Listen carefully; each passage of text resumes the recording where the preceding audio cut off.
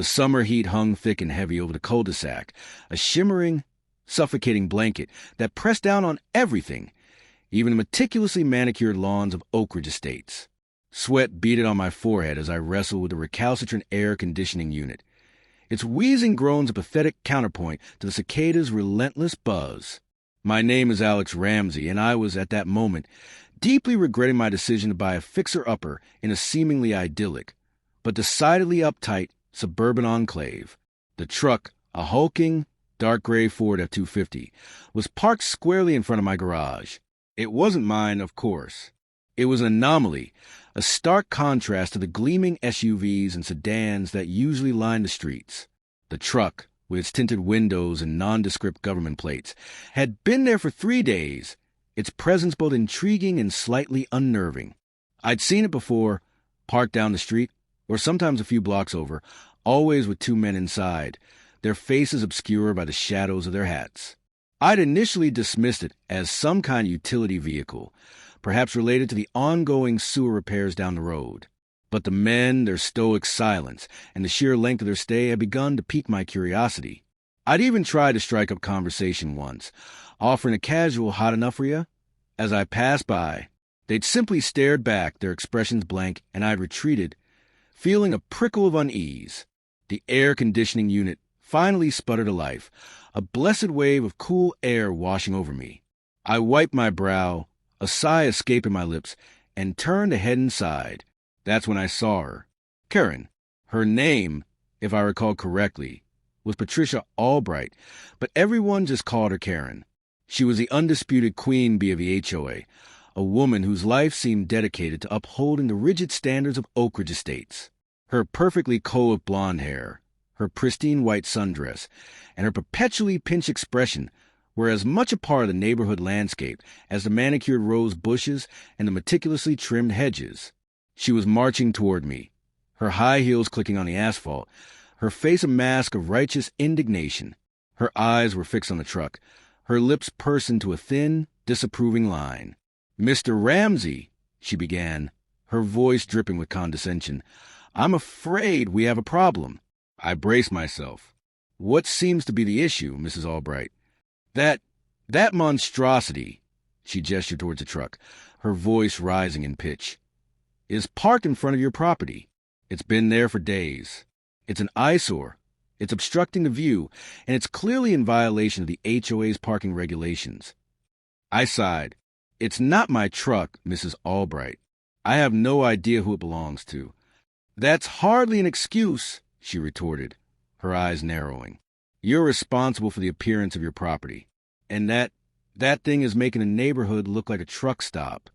"I understand your concern," I said, trying to keep my voice even, "but I've told you it's not mine.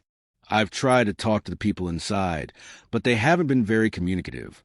"Well, you need to do something about it," she insisted, her voice growing shriller. "This is Oak Ridge Estates. We have standards. We don't tolerate this kind of unsightly behavior." "I'm not sure what I can do, Mrs. Albright," I said, throwing my hands up in exasperation. "I can't exactly tow a vehicle that isn't mine." "Then call the police," she demanded, her voice reaching crescendo. "Call the city. Call the FBI. For all I care. Just get that thing out of here." I hesitated. Calling the police seemed a bit extreme, even for Karen. But she was right. The truck's presence was becoming increasingly disruptive. "All right, Mrs. Albright," I said, reaching for my phone. "I'll call the non-emergency line and see what they say." I dialed the number, and after a brief wait, I was connected to a dispatcher. I explained the situation, describing the truck and its occupants. The dispatcher's voice took on a slightly different tone. "Sir, are you certain about the make and model of the vehicle?" she asked. "Yes, ma'am," I replied. "It's a dark gray Ford F-250 with government plates." There was a pause. "And the occupants, are they still inside?" "Yes, ma'am," I said. "They've been there for days." "Sir," she said, her voice low and serious, "do not approach that vehicle. Do not attempt to communicate with the occupants. I'm going to transfer you to a special agent." My heart skipped a beat. A special agent? What's going on? The line went silent for a moment. and then a new voice came on, deep and authoritative. "This is Special Agent Miller, FBI. Can you confirm your location and the location of the vehicle?" I repeated the information, my voice trembling slightly. "Mr. Ramsey," Agent Miller said, "that vehicle is part of an ongoing federal investigation. Do not interfere with it in any way. We are aware of its presence in your neighborhood." "An investigation?" I stammered. "What kind of investigation?" "I'm not at liberty to disclose that information," he replied, "but I can assure you that the vehicle is there for legitimate purposes." But Mrs. Albright," I began, but he cut me off.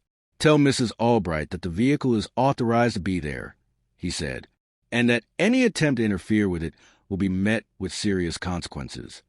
"Yes, sir," I said, my voice barely a whisper. I hung up the phone, my mind reeling. I turned to Karen, who was standing there, her arms crossed, her expression a mixture of impatience and triumph. "Well," she demanded, "what did they say?" They said the truck is authorized to be here," I said, my voice still shaky. "It's part of an investigation." Karen's eyes widened. "An investigation? What kind of investigation?"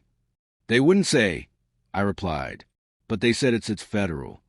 Her face flushed crimson. "Federal? Well, that's ridiculous.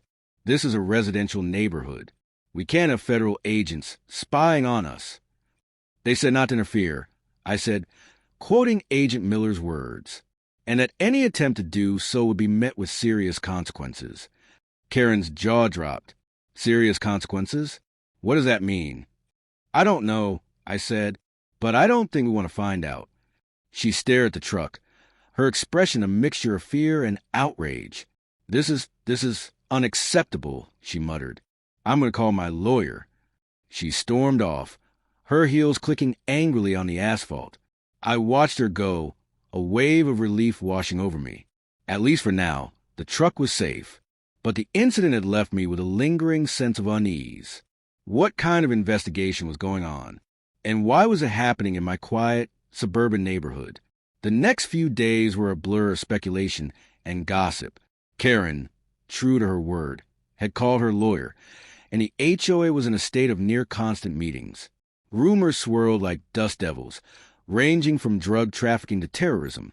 The truck, meanwhile, remained parked in front of my house, its occupants silent and watchful.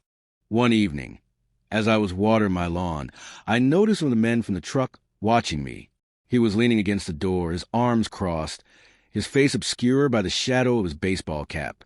I hesitated, then decided to approach him. "Excuse me," I said, stopping a few feet away. "I'm Alex Ramsey. I live here." He nodded, his expression unreadable.